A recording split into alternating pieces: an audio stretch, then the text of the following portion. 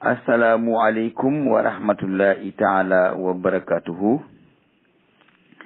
Yéen ñi nekk ci Warasul Irada yëpp ñoo ngi leen di nuyu di laaj seen jàmm ak seen jàmm yaram. dellu siwaat naan ci axbaarul aalam al islami waaye ba léegi ci diggante Afghanistan ak Amérique la ñuy wax. xam nga dañoo bind ci kaw ne al harbul aalamiyatu salisa fi tariq, teg ci ne al irhabiyatu matat wa dufinat, teg ci ne azabsabu yaglibu addababa al mujahiduna fi daxili qasri Abdurrashid Dostum, teg ci Amerika turidu tahaluf ma al muslimina fi al harbi al alamiyati salisa didda Siin. ñetti mawdu yooyu ñoom lañu leen indil ci axbaarul aalam al islami. léegi nag dañuy njëkk a dem ci al jasira wax nu dégg la nga xam ne moo xew Afghanistan, rawatena Masar Sharif gi nga xam ne fi la Abdurrashid Dostum dëkkoon, te Abdurrashid Dostum moomu mooy ki nga xam ne moo àndoon ak Iran te jamono ji ñuy xeex ak afghan yi di xeex ak Union soviétique. Abdurrashid Dostum nag bett na ñu bëri ndax dellu si waatoon na, nee na day xeex pour dàq talibaane yi. Abdurrashid Dostum palais bi mu tabax ci Masar Sharif mat na fukki kër yu tegaloo ak benn mbaa mu jege ko. Abdurrashid Dostum bi nga xamee ne talibaane yi dàq nañ ko ba daw na démb ba rawale ji boppam ca Ouzbékistan, ba talibaane yi duggee ci biir këram toog ci palais bi ci biir salle bi, lamp yi rek kenn mënu la ko misaal, laltaay yi ci suuf kenn mënu la ko misaal, taabal yi mëneesu ko misaal, fauteuil yi ñuy toogee dañ ko estimé mu jar milliard. loolu nag moo yàq wootekat yi nga xam ne dañuy woote ne dañoo bëgg a libérer seeni askan. ndax koo ci xam ne kii yaa ngi woote te gëmuloo ne l'islam li mu woote mooy ñëpp a yem, soo wootee ba noppi da ngay mujj nekk ab buur. waaye wax dëgg yàlla ku ci dugg ci internet bi ba gis kër Abdul Karim Dostum ak bitéeli sàngara yi fa daan naaneeg dencukaay yañ ko doon denc ak daal doy na waar. nga xool talibaane yi ñu nekk nit ñi yooyu ñoo xam ne seen ngaam yi dañ ne ngàng ci biti ak seen daldi claquette yooyu ñuy sol, nga xam ne daanaka fauteuil yi kenn ku ci toog day mel ni cuuj bu war giléem ndax nu la fauteuil bi di ëppee, ndax ñoom amuñu yaram bu bëri, amuñu biir bu rëy, moo tax seen yaram mënut a fees fauteuil. waaye daal borom padam njayeen yi daal dàq nañ borom ram jees yi daal, loolu laa bind. azab-zab moo di claquette, moo ñox padam njayeen fi Sénégal, waaye ñoom zab-zab lañ ci wax mooy claquette. léegi dañuy dem déglu Al Jazeera mu leeral ñu leeralal leen.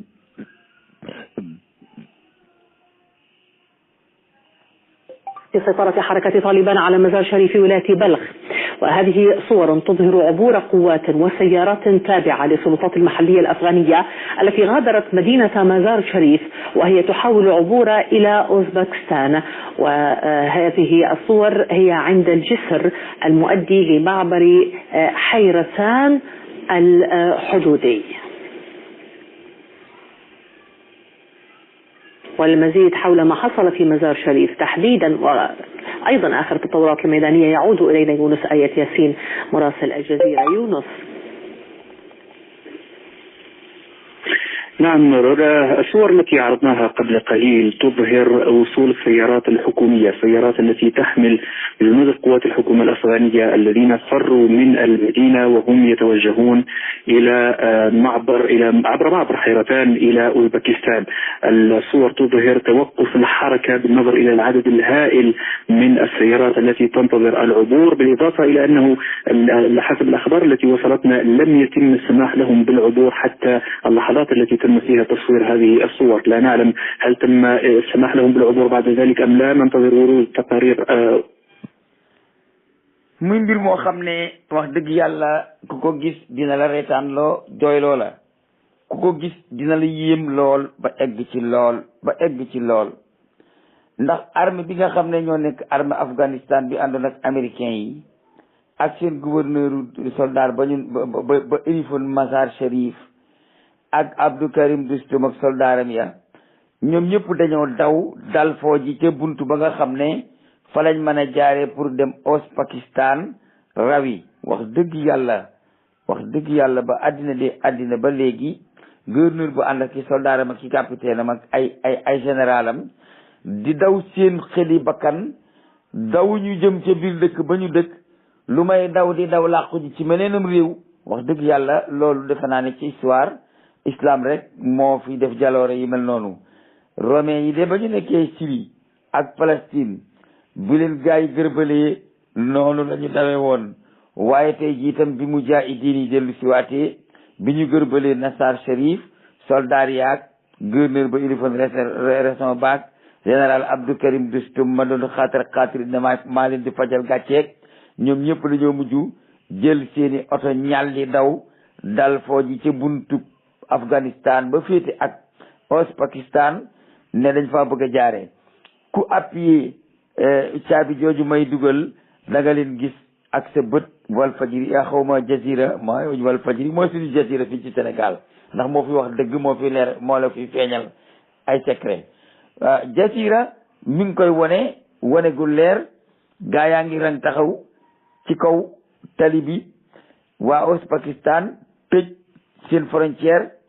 ne mënaguñu leen a jox ndigal pour ngeen dugg ci suñu réew déglu leen ba ñu xam naka la wànne di mujje ak ci bëtam. Jazira nag nee na ñun bañ fay jógee ñoo ngi bàyyi soldat si yëpp ak seeni fetal ñu rang ak seeni oto. gouverneur ba jiitu Ayatollah Yasin nag moom mooy ki nga xam ne moom mooy journaliste afghanin bi nga xam ne ci Jazira lay liggéey te moo ñu doon indil xibaar yi. nee na daal moom yàgg na fa lool Pakistan lànk bañ a tijji ba mu fay jógee Pakistan tijjeegul waaye soldat yaa nga daal foo ca frontière ba ak seeni wota ne ñoom nañ leen ubbil ñu daw rawi Pakistan. xam naa ne bu ñuy rawit nag du ñu yóbbaale fetal ndax loolu day mel ni dañ faa dugg pour jëlaat doole dellu siwaat. xam naa ne Pakistan du nangu ñu yóbbaale ay fetal. benn ñaareel bi gëmuma ne Pakistan dina nangu ñu dugg seen réew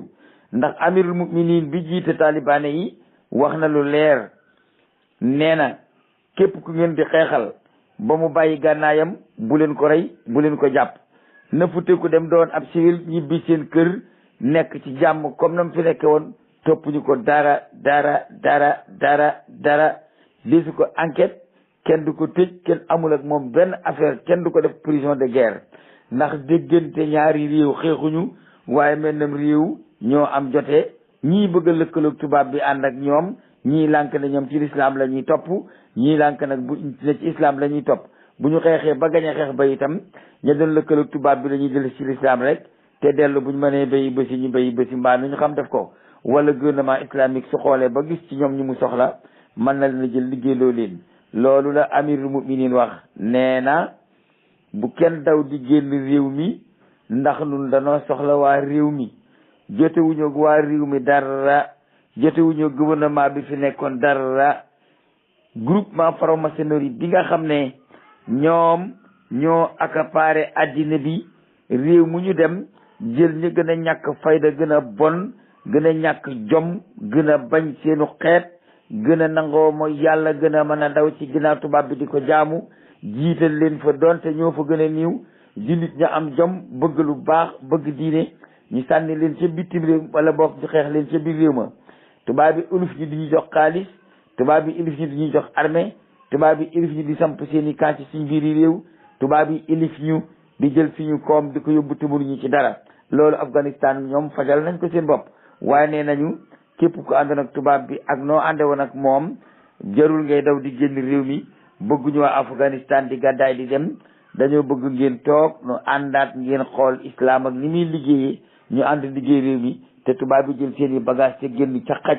te dem seen yoon ak seen kiifar. waaye Afghanistan république islamique sunnite lay doon waaye kenn du ko def laïcité.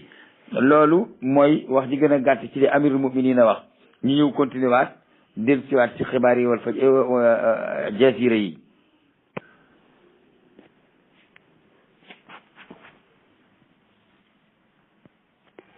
أخرى، لكن فقط الإشارة خلال المداخلة السابقة أتيت معلومة لم تتأكد حتى الآن، وهي أن الحركة سيطرت على معبر حيرتان، وهذه المعلومة لم تتأكد حتى الآن، ننتظر تأكيدها من مصدر آخر. لكن المؤكد أن حركة طالبان سيطرت على يعني مدينة مزار شريف عاصمة بلخ، ولهذا الانتصار رمزية كبيرة جدا. الحكومة الأفغانية كانت تحاول أن تقدم يعني سردية أن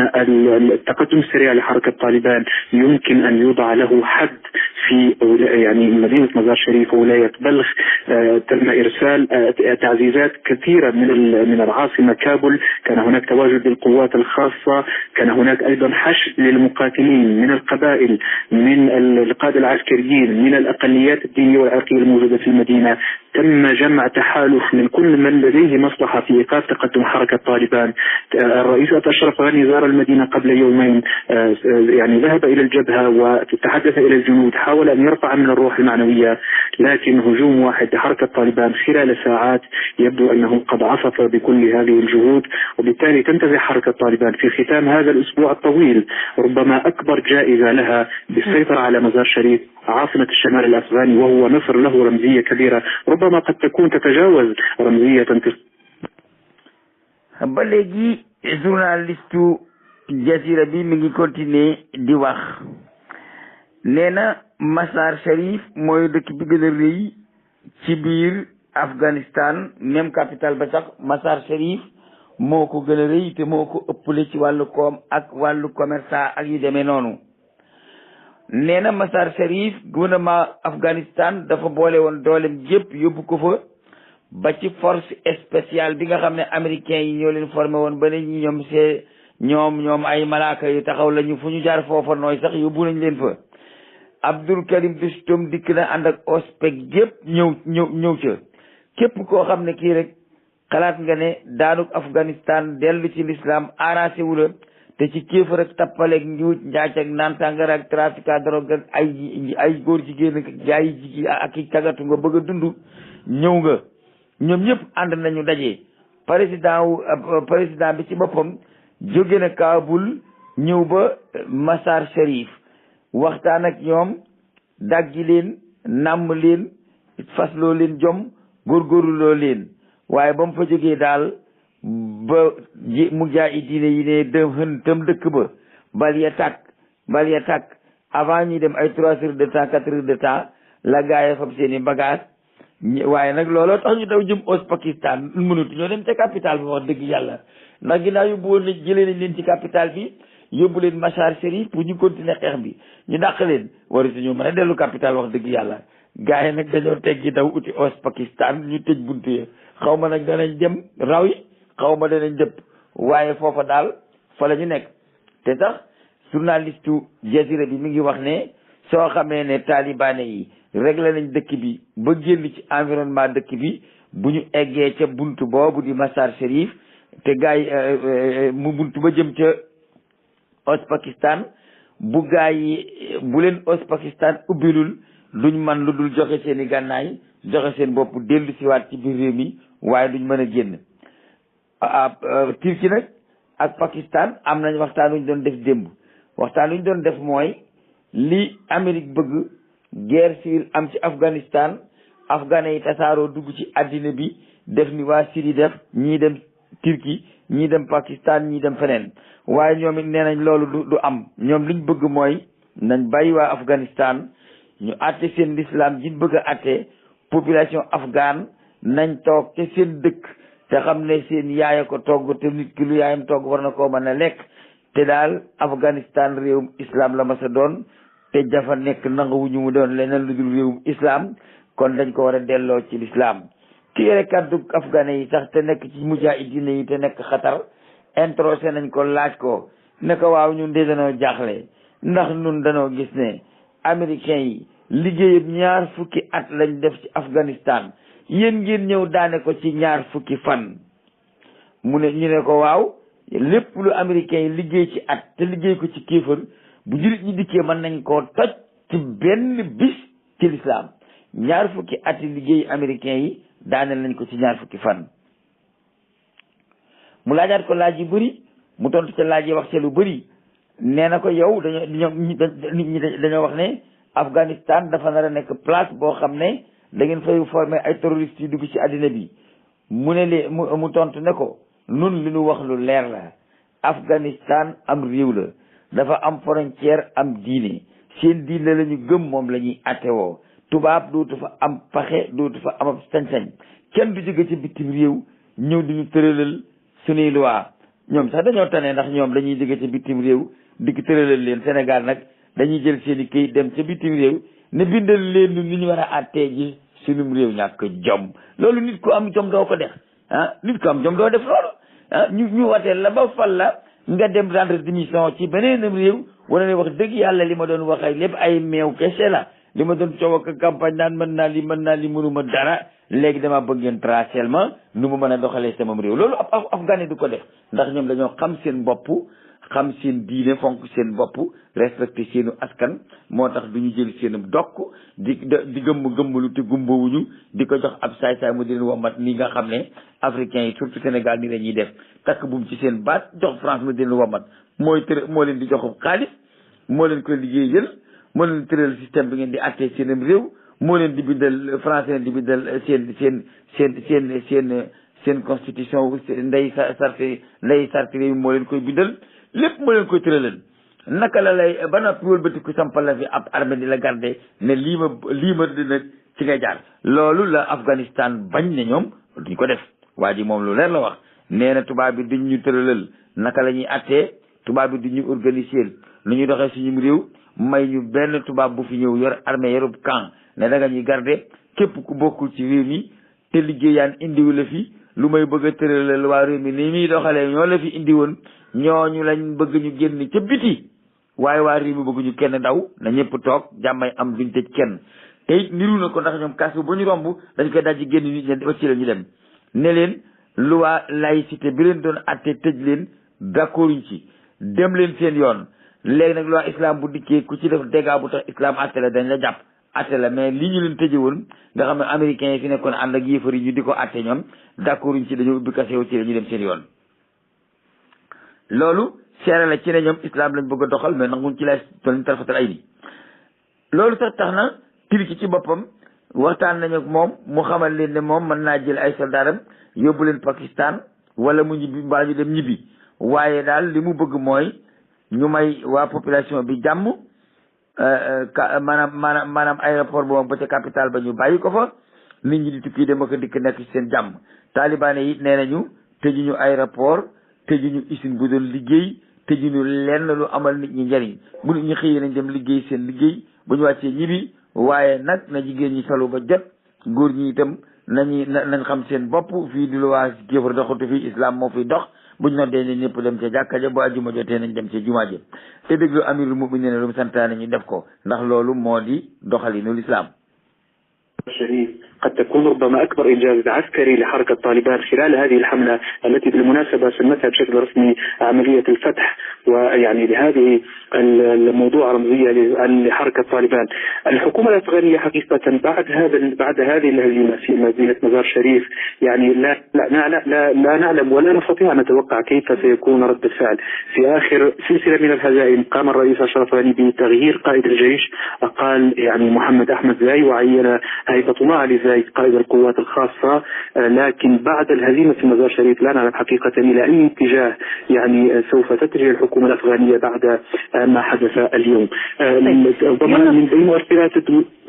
نقطتان، الأولى هل هناك معلومات واضحة بشأن كيفية سيطرة حركة طالبان على مزار شريف؟ بمعنى هل تم من دون قتال؟ هل استسلمت القوات الأفغانية أم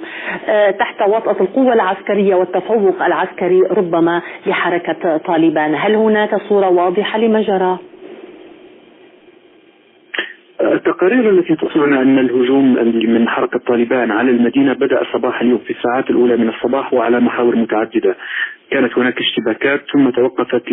يعني في بعد ساعات الصباح الأولى مباشرة، ثم تجددت خلال بداية ساعات الزوال، ويعني اندلعت الاشتباكات في مناطق متعددة. لا نعلم حقيقة الجغرافيا المكان وكيف، لكن التقارير التي تريدنا تقول بأنه بعد ساعات من الاشتباكات انسحبت القوات الأفغانية من القاعدة العسكرية في اتجاه المطار، ثم بعد ذلك بدأت تصلنا أنباء عن يعني انهيار القوات الحكومية بكافة تشكيلاتها وبداية هربها إلى الحدود مع أوزبكستان.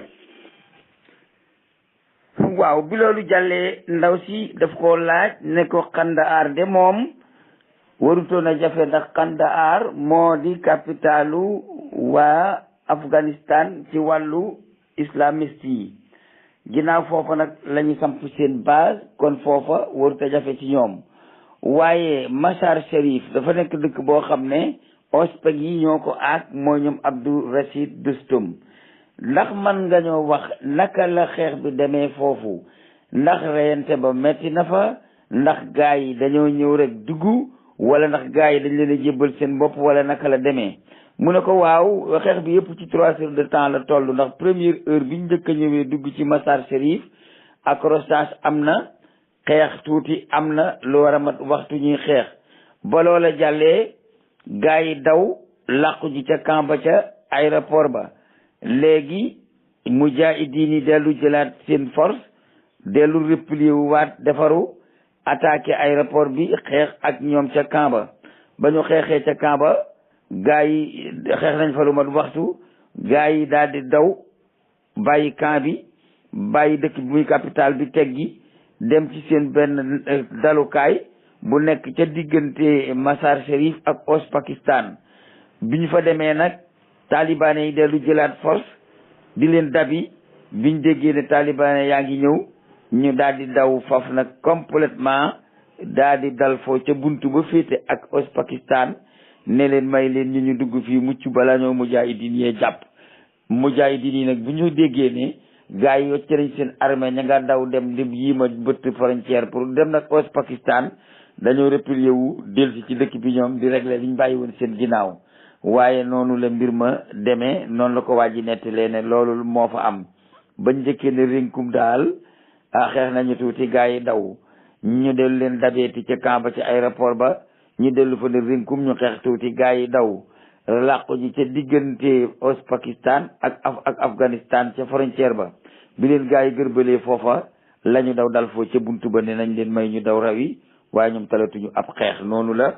mbir ma demee, noonu la ko waa ji nettali. yéen ñi dégg arab xam ngeen ne loolu la wax, waaye man damaa gàttal wax ji rek pour mu gën a gàtt, waaye mënoon naa gën a gudd ci ni ko waa ji waxee. loolu moo di Mazar Sharif. léegi nag dañoo war a dellu si waat ci diggante Joe Biden ak islamiste yi. xam nga Joe Biden dafa def benn déclaration ne moom amul problème ak islam, waaye dafa am loo xam ne mënut a ñàkk, danañ leen ko wax. 3e guerre mondiale du mën a ñàkk, te buñ moytuwulee lu mat 200 millions mën na cee dee, ndax armée yi ñuy xeexal léegi ak yu njëkk ya lu ñu benn, waaye bu boobaa yàlla nañ ci yàlla musal.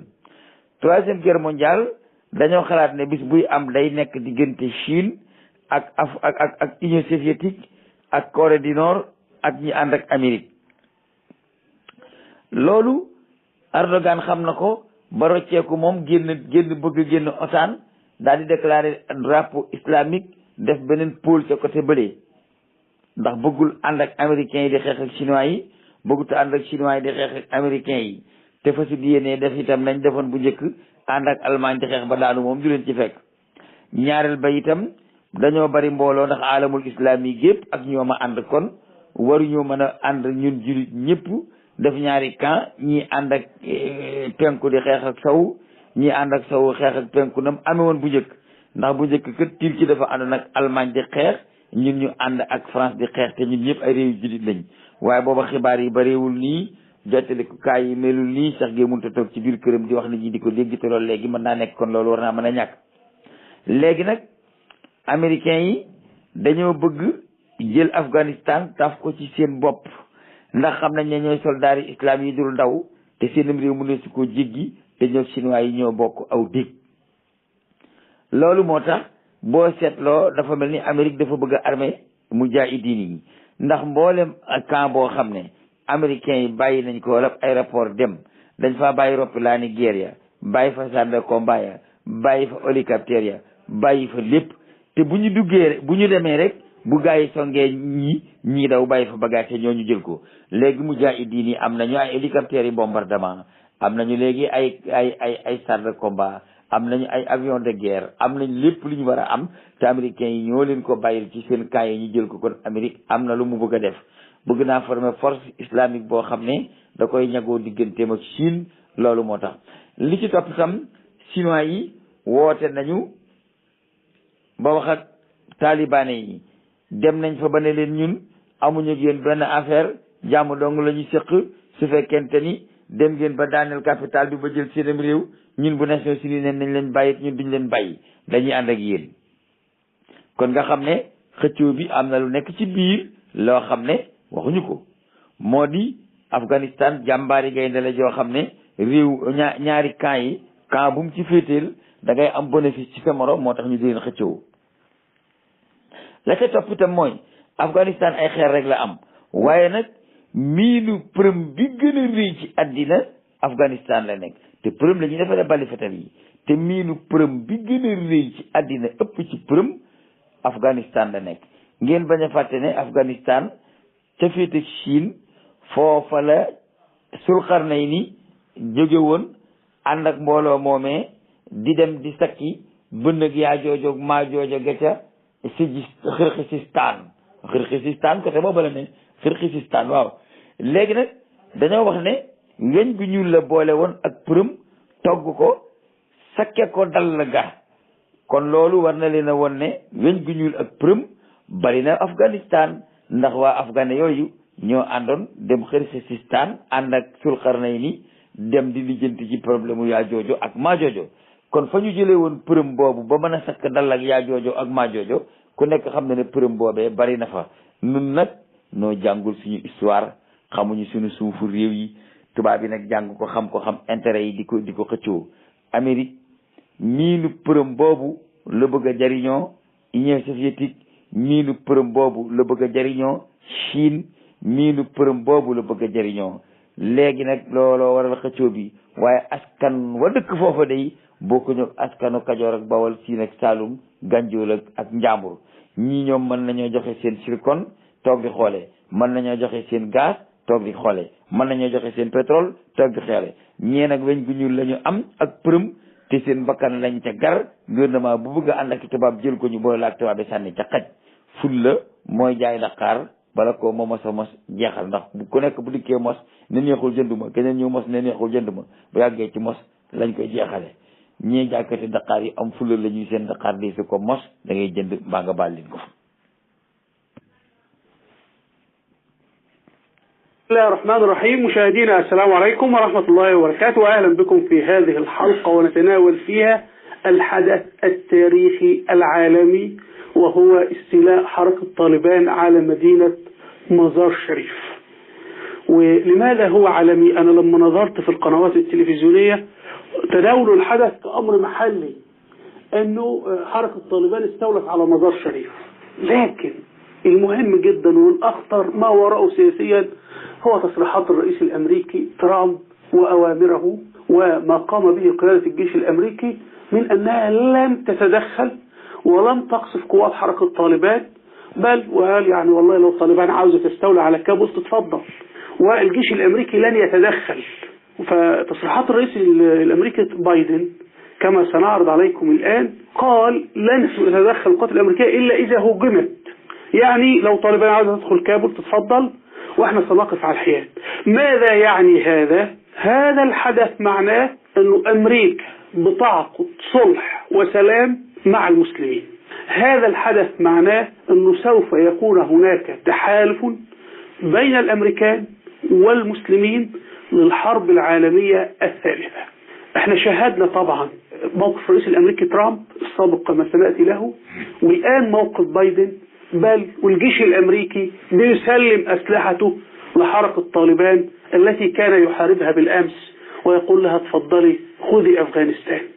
هذا تغير على المستوى العالمي، وفي نفس الوقت وقف لحرب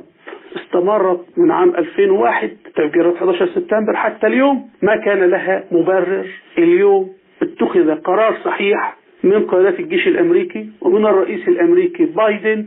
بأنه إذا أرادت أمريكا أن تبقى دولة عظمى لابد أن تتحالف مع المسلمين خلال الحرب العالمية الثالثة. هذا ما وراء. léegi nag ñu dem ci Sabir Mas'our xëy miin ngeen ko baatam ci suñu xibaar yi daanañ ko jël lu yàgg di leen indil ay xibaar ji jógee ci moom. Sabir Mas'our nee na xibaar bi nga xam ne moom lañ xëy mu tas àddina ñëpp di ko coow moo di Afghanistan taliban yi jël nañ Mazar Sharif mu des Kaboul seen diggante ak Kaboul am na ci wet goo xam ne fukki kilomètre ci des am na ci wet goo xam ne lu mat juróom fukki kilomètre moo ca des. mu ne li jaaxal nit ñi nag 2021 la américains yi yëkkati woon seen loxo ne taliban yi nañ leen arrêté guerre bi. 2022 gaa yi jël seeni bagage daw waaye bi ñuy daw li leen jaaxal dañoo sol Afghanistan ay armée ba mu fees dell ñu daw bàyyi fa armée ya. lan moo tax ñu sol Afghanistan ay armée ba mu fees dell ci seen camp yi ba noppi daw bàyyi ko fa dem seen yoon taliban yi jël ko? loolu lu ñu war a lijjanti la. lan moo tax terroriste yi ñu doon wër di rey Oussama Ben Laden, rey Ayman Zawahiri, rey Abu Mus'ab Sharqawi, rey Babukar Baghdadi, rey yi dul jeedu xaaj? lan moo tax gaa yi jekki-jekki tekki seen ngemb xeexatuñu waa diine di leen rey ñu leen di leal ay armée di daw di ko bàyyeek ñoom? lan moo tax? Sabir Mas'our nee na 3e guerre mondiale moo nar a am te Amérique dafa bëgg bu 3e guerre mondiale dee am monde islamique féete ak moom. te xam ngeen ne monde islamique su féetee ak Amérique pouvoiram day yëkkatiku, dina daaneel ay noonam. ma xool leen ne loola la Erdogan xam ba tax mu bedd ku dem taxaw fee ne man maa daan ànd ak tubaab yi ñuy xeex ak yeneeni tubaab, ay jullit féete ne ñun ñu féete nii, defatuma ko. bu fi guerre mondiale amatee man duma ànd ak benn réewu yéefar di xeex ak beneen réewu yéefar boo xam ne ay jullit dañ cay xeex. ni ma defoon ci biir Afghanistan laay def. ba ma dikkee Afghanistan ànd ak américains yi dama leen ne leen rek laa leen mën a resal, garder aéroport capital bi ba kenn du ko bombardé, waaye mënuma leneen jiimuma dara ndax duma dikk ci réewum jullit indi ay armée jullit ànd ak yéefar di xeex ak jullit. te noonu la ko defee ca Pakistan ca Afghanistan. tubaab bi xam nañ ne buñ fi déclaré guerre mondiale noonu la Turquie di def. bëgg nañoo fexe nag ba lonkaloog jullit ñi gën a ràbbaloo goo xam ne bu boobaa dina am ñu bokk ci jullit ñi ñu jàpp ci ñoom. ndax ba ñuy xeex Allemagne, Sénégal réewum jullit la, ñoom la àndaloon. Algérie réewum jullit la, ñoom la àndaloon. Égypte réewum jullit la, ñoom la àndaloon. alamul islami gépp ànd na ñoom sauf Turquie. Turquie rek moo ci ba dekkoon ànd ak Allemagne te nekkoon réewum jullit te boobu mooy capitalu islam. ca la doxee tax nag daanu. waaye fi mu nekk nii dañoo jëlaat nag beneen décision bu bees. jullit ñi ñooy mën a yeewu dem fekk Turquie ne léegi kat ginnaaw Turquie demul cëng dikku jama te réewum jullit la nun nan def suñ 3e bloc te toog seetaan leen yéen yëfari ngeen xeex. waaye dañoo war a moytandiku bu yëfari dee xeex ñu séddoo jullit ñii féete ci ñii féete ci ñaar. Iran moom ma nga féete ci Chine, Syrie ma nga féete ci Chine te xam nga loolu jaaduwul. waaw dégg nga du jaadu ab xeex am ci àddina bi yëfari di ko xeex jullit ñi di far fii ka far fee di reyante fekk ñoom def ay kuréel. ñoom li leen war mooy bu guerre mondiale xewatee na alamul monde islamique gépp nañ ànd na ñun mondial lu ñu géeruñu yéen yëfar yi guerre mondiale ngeen geer ko seen mondial ñun ñu toog seetaan leen. ndax loolu moo di yoon te loolu nag la Rajab Tayyip Erdogan bëgg a def. li mu bëgg a def mooy 3e guerre mondiale dina am te bëggul jullit ñi bokk ci di doon ci ñaari camp yi benn veyante ñoom ci seen biir bopp. loolu it la américains yi di xeex ba tax ñu arrière génn Afghanistan armé leen ba noppi boole ci nag ne leen nun kat yebal nañ 3 junniy soldat pour dawale suñu population bi ci Afghanistan waaye bu ngeen doon jël capital bi bu ngeen ñu songut ñun soquñoo ak yéen dara bu yeboo sax ngeen ñëw jëm président ngeen yóbbu ko ci aéroport ba ngeen rendi ko fa suñu yoon nekku ci waaye daal danañu jël suñuy population bi fi nekk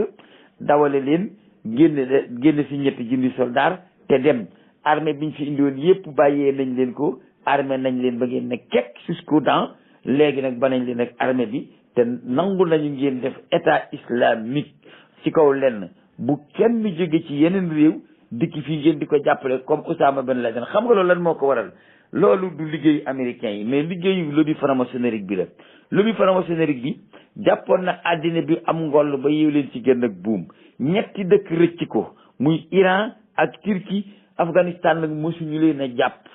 wet bu nay mbaal nañ leen ko waaye xeex lañ dëkk ñoom waaye mosuñu leen a jàpp Turquie rëcc na leen Iran rëcc na leen te Afghanistan mosuñu koo jàpp léegi nag seen gouvernement lobby mondial franc-maçonnique boobu nga xam ne Luciferi moo ko jiite Satan moo ko jiite Diable moo ko jiite mënta dox lu dul ni réew yëpp dañoo ànd ci bàyyee leen seen bopp ñu seet ñi leen neex di fa fal seet ñi leen neex di fa fulli di jël seen alal di ko yóbbu di séddoo seeni recherche bu leen neexee ñooy wàññi leen ñi dañoo bari ndax bu ñu leen wàññiwul di sotti ñu dinu leen di comme ay xaraki ginaar lii jaare ko ci ay ñàkk lii jaare ko ci ay planning familial lii jaare ko feneen waaye il faut ñu wàññi ñu def nu gétt goo xam ne saa leen neexee dañuy wàññi loolu nag dafa échec ci Turquie échec ci Iran échec ci Afghanistan Turquie américains yi jaaxalu leen Iran américains yi jaaxalu ko maanaam jaaxalul américains yi Afghanistan moo jaaxal américains yi ndax ñoo di réew moo xam ne benn pouvoir mësta dikk ànd ak ñoom lu dul ñi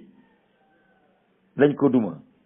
xam naa laa yasaalu taifatu min ummati zahirin alal haqq jooju yàlla waxoon ku nekk di ko tuddee sa bopp daal ragal naa ne waa Afghanistan googu ñoom la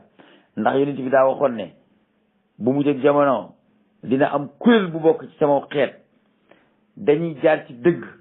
ku leen jàppale duñu dem ku leen contre mënuloo leen dara waaye liñ bëgg daañu ko def dama yaakaar ne kuréel boobu daal Afghanistan googu moom la bëgg a doon ndax claquette dàq na char de combat loolu laay mujj wax te moom laa mujjoon a bind claquette dàq na char de combat mooy lan ñoom ay claquette la ñuy sol mooy seen dàll yooyu am war ñaari war yu wàkk yi ci kaw moom la ñuy sol gars yi sol ay bourdequin ay ramjes yor ay char de combat ay fantôme ay B52 ay lu ne nañ ko gars yi gàddu ay kalachnikov sol ay claquette ne ci àll bi ñoo char de combat yi ak roppalaan yi ba gars yi mujj bàyyi leen ak bagage ya wax seen caaya may leen délai ne ñaan leen délai ne may leen nu délai nu daw génn seen réew loolu mooy di gàttal tey ci xibaari Afghanistan yi bàyyi li ci ëpp fula rek mooy Turquie dana jiboo ak Afghanistan ci génne seeni soldat yóbbu leen Pakistan ba ñuy mën a déggoo ci ay waxtaan ñaareel ba itam américains yi nee nañu mujaahidiin yi suñu yoon ci seen diggante ak seen gouvernement l'essentiel que bu leen ñu song dañuy dawale suñuy bagage lépp luy armée bàyyee nañ leen ko fii gouvernement ba itam moom lay tëjee def na discours nee na Pakistan nee na taliban yi damaa bëgg ngeen ñëw ñu toog waxtaan seet nu ñu séddooye nguur gi te ngeen bàyyee xeex bi léegi Afghanistan ji mujaahidiin yi nee nañ ko ñun ay ngato taxuñoo jóg séddoo ay place taxuñoo jóg fu ay palaki pulleeki takk ay garaat taxuñoo jóg ñun li ñu tax a jóg mooy diine yàlla ji mu joxoon mu amat lañ bëgg pratique ci suñu réew su boobaa nag du yow yaay wax du ñun ñooy wax alxuraan ak hadiis addu te lu mu wax loolu la ñuy def nanu dellu ci téere bi yàlla bi waaye ñun duñ dellu ko see xalaat ndax ñun xiifunu bay séddoo ay ngato li gën a yéeme nag te da ngeen ko seet ci biir internet bi mooy Abdou Rachid Dostum ab général la boo xam ne li mu amoon ci ay ganoo ëpp na 4 fukk waaye ba muy daw dafa fàtte mbubb ma ak tubay jë ak dàll ya ak mbaxana ma yóbbaale wu ko gars yi nag bi ñu dikkee bi muy jaayi diin yi dikkee ba dugg ci palais bi léegi dañ faa def benn théâtre bu yéeme dañoo seet ku tolloog Abdou Karim Dostum ci jëmm ñi daal di koy solal céppi ba pantalon jaag mbubbum soldat matakal ko garaat yi ak solal ko dàll yi ak lépp nag ànd ak moom photo wu mu nekk lu reelu loo xam ne kenn mënu koo misaal général daw na bàyyi fa mbubb ma mujaahidiin yi jël nañ bu ma solal ko seen bopp al amasali ala sidna Madina wa ali sabbi salim ba beneen yoon